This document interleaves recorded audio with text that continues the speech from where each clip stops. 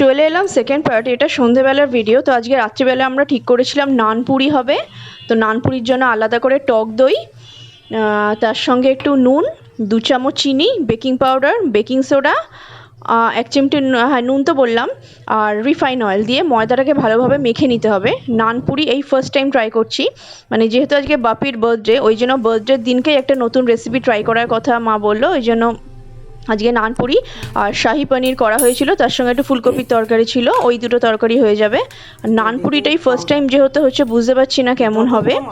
এই যে baking powder দেওয়া হচ্ছে আর বেকিং সোডা দিয়ে একসঙ্গে ময়দাটাকে মেখে যেমন বেলে মোটা করে বেলে ভেজে নিতে হয় সেরকমই।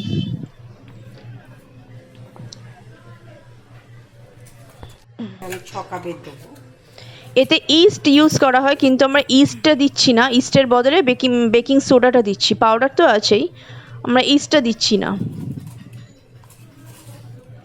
টক দই দিয়েই ময়দাটা বেসিক্যালি মাখা হয়, আর যদি মনে হয় জলের প্রয়োজন তবেই অল্প গরম জল নিতে হয়, না হলে জলের দরকার নেই। কিন্তু জলের প্রয়োজন হয় আই থিঙ্ক।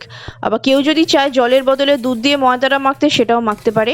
এই যে দেখতে পাচ্ছেন টক দই, নুন দিয়ে বেকিং পাউডার, বেকিং সোডা দিয়ে ভালো করে দইটাকে ফেটানোর পর এই ময়দাটা দিচ্ছে। দাদা এসেছে, বৌদি এসেছে আর ভাইজি এসেছে। তো প্রচণ্ড মজা হচ্ছে আজকে সন্ধেবেলাটা। তো একটু পরে কেক কাটা হবে। তো এখন চা খাচ্ছে সবাই, একটু পরে কেকটা কাটবে। কেকটা বের করে রেখেছি। ভাইজি এসেছে। পেছনে পেছনে একটা লাঠি দেখতে পাচ্ছেন, ওকে পেটাবো বলে রেখে দিয়েছি। কোথায় গেছিলিস বল? তুই মা বাড়ি গেছিলিস? মা আবার দিদাকে রাখতে গেছিল, দিদাকে রাখতে এসে এখানে এসেছে। মাঝে মাঝে এরকম আনপ্ল্যান্ড মিটিং খুব ভালো লাগে, আমার তো প্রচণ্ড ভালো লাগে।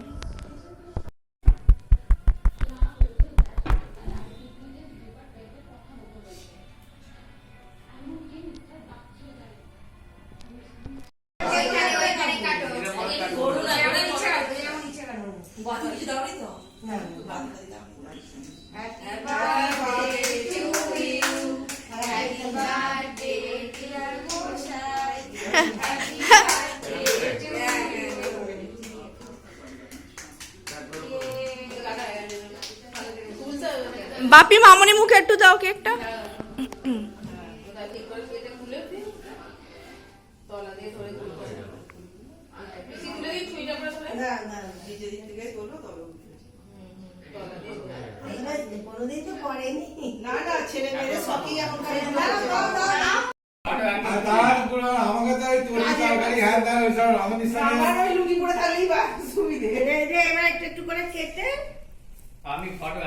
এবার কেকটা পিস পিস করে এবার কেটে নাও।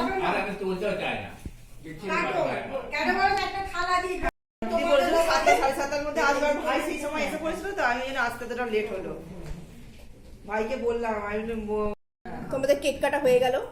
দেখি বৌমনিকে একটু তুলি। আমার পাশে একটা সুন্দরী বসে আছে, ও আমাদের ফ্ল্যাটের নিচে থাকে।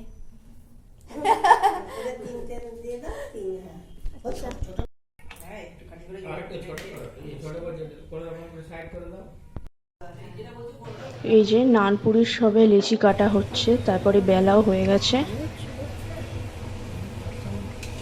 এবারে গরম তেলে ভাজা হচ্ছে।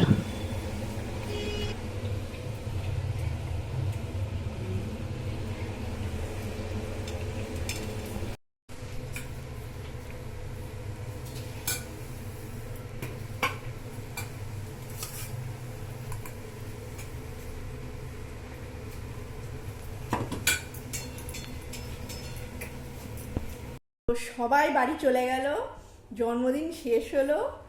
খুব মানে ওবেলার থেকে এবেলা বেশি মজা হয়েছে। তো আজকের মতো ভিডিওটা এখানেই শেষ করছি। Good night.